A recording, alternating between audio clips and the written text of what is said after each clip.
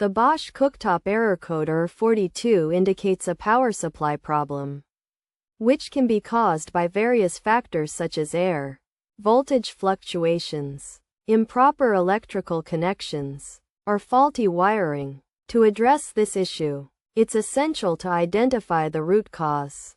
Voltage fluctuations, for instance, occur when there are frequent power interruptions. To resolve this, a voltage meter can be used to check the voltage passing to the cooktop, and the recommended voltage can be found in the manual. Installing a voltage regulator can help regulate the voltage.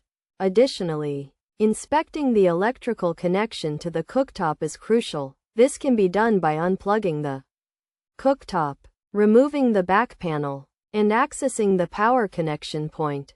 The manual can be referred to in order to verify if the electrical connections are properly installed. The electrical cords should be tested for continuity and inspected for damage, with any damaged elements replaced before reassembling the machine. The cooktop can then be powered back up.